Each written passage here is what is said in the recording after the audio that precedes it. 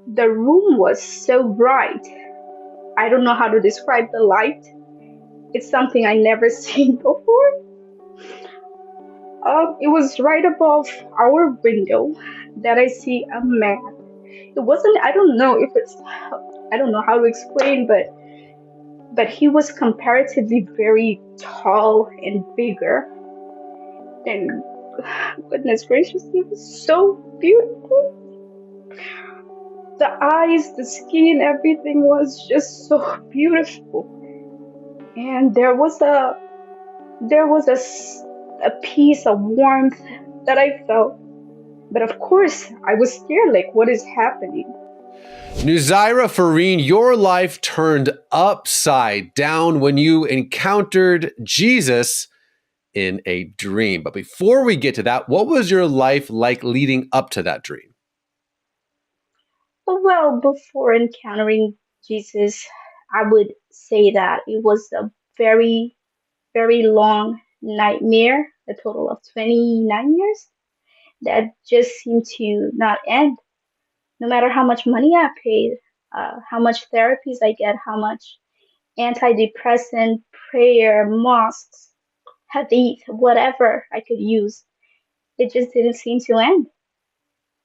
And it was just a big loop that, you can't seem to, like, find a way out. It's a big maze no matter what you try. And, being myself, I was so stubborn that, okay, my faith is right. So if I'm doing everything right, I'm doing everything right, but I still seem to, like, not get out of it. And I was affecting everyone around me, including my husband, my kids, friends, family, work. It was just not ending. So I was born and raised in a Bangladeshi Muslim family, and though they were not practicing, but as a tradition, we always have to learn our Quran. We would be taught all the ways to pray and everything. But growing up, learning about everything that Quran says, especially about, like, how everything is about battles, warfare, and God is always being angry about something that we do. So we always have to be concerned about God is constantly angry or despise us. So I couldn't find any hope or anything. So when I would ask questions, that would be considered as a blasphemy, and I would be stopped right then and there by the teachers and elder family members. So that was kind of my first red flag, and I knew I had to look for the truth at some point of my life. Okay, so let's get into this dream. I knew you were saying that you were having some nightmares, lots of nightmares on a consistent basis. Walk us through what happened leading up to this dream and the dream itself. Yeah, so I was depressed for some.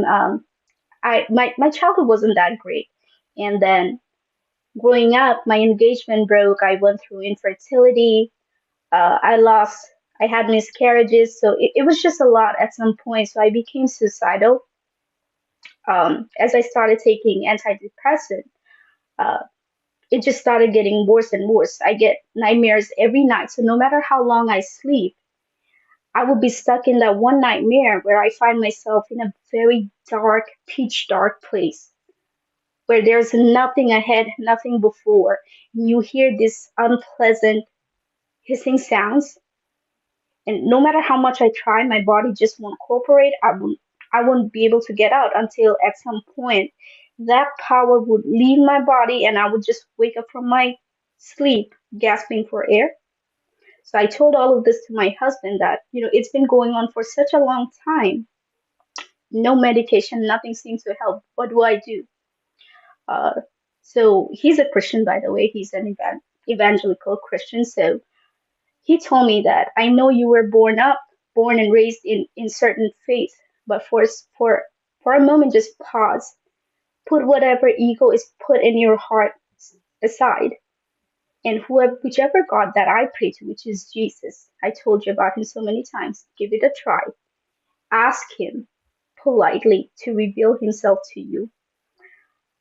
So, me being me, I told him, like, okay, you're just taking this as an opportunity. I'm not gonna listen to you.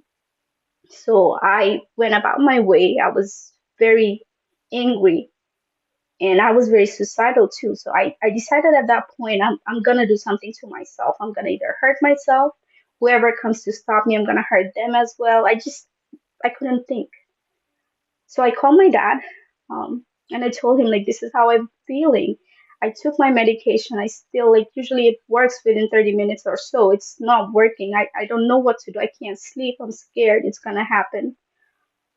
So he asked me like it's just in your mind, just pray. I'm like, well, I prayed, it's not helping clearly. So I hung up. I went about my day. Around 1:30ish a.m.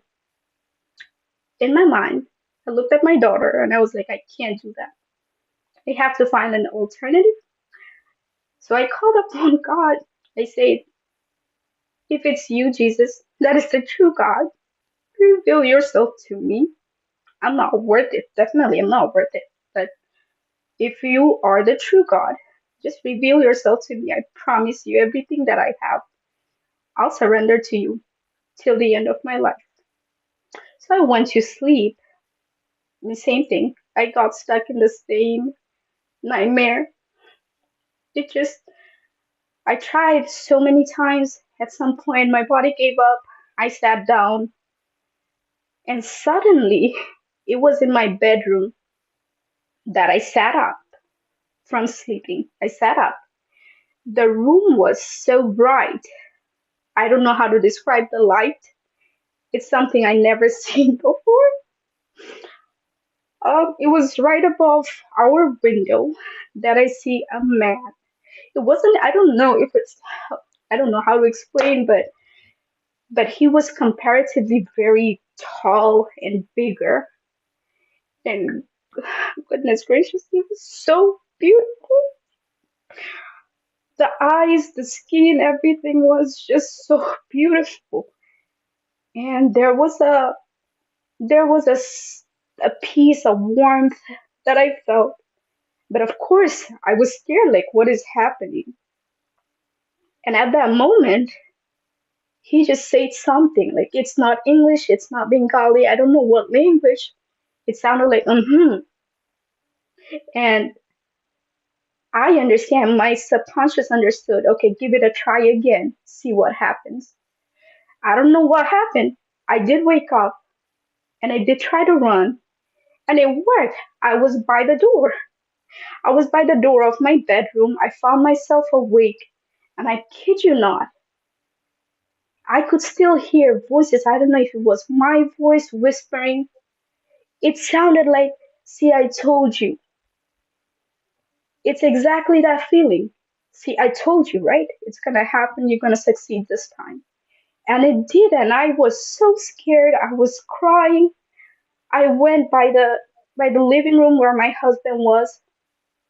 He was praying, and I cried and I told him, like, I don't know what's going on, and I just find myself awake in this situation. Can you come to the room?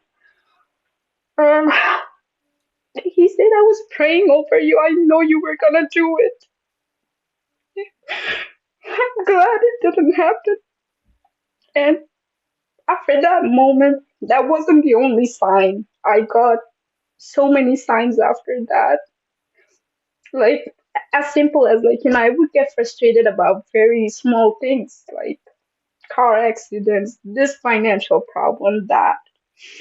And as I'm thinking in my mind, I would literally get messages from everywhere, from billboards and stuff, like random codes that would address my concerns. Like, who talks about like family radio or a Christian radio about car accident when I'm specifically thinking about it?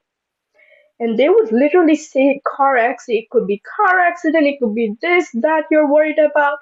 Jesus hears you, knows your heart. And I knew that it was him talking to me. And everything changed. I owe everything to Christ. He's the greatest. I'm alive because of him. I love life because of him. I don't try to kill myself because of him. Um, it's just amazing, and I just want the same thing for all of my family, friends. I want you to experience him if you have. He's the most beautiful thing I've ever seen. He's so beautiful. It's Wow. Well, Nuzara, I am overwhelmed by your story. I've been trying not to cry this entire time. Thank you. Thank you. Thank you for going there and sharing your testimony. I know that it has impacted me and my friend here who's watching. There is power in your testimony. I thank you for being raw and honest. I'm so encouraged, and again, just thank you for this. I do want to ask one more question. Before we do that, God has a verse on my heart right now, and it's actually from Isaiah 42.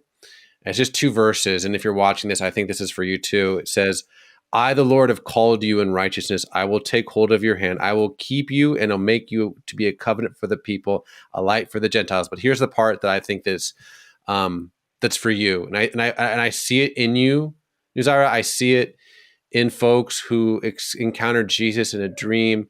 I think what the next verse has practical sounds, but I think what's happening here is spiritual. So if you're stuck in a similar situation that you were in, Nuzara, or you feel overwhelmed or captive or whatever, hear the word of the Lord. He's going to here it is, verse 7, to open the eyes that are blind, to free captives from prison, and to release from the dungeon those who sit in darkness. Oof. Oh man, I have chills. I have chills right now. There is freedom in the Lord. The Lord is freedom. Yeshua, God, it means God saves. Emmanuel, God is with us. Wow. Well, this is really powerful stuff. Let me ask you this in closing, my friend. Let's say someone is watching this that is also depressed, or that's thinking about hurting themselves, or is looking for answers and they can't find any. What would your encouragement to them be?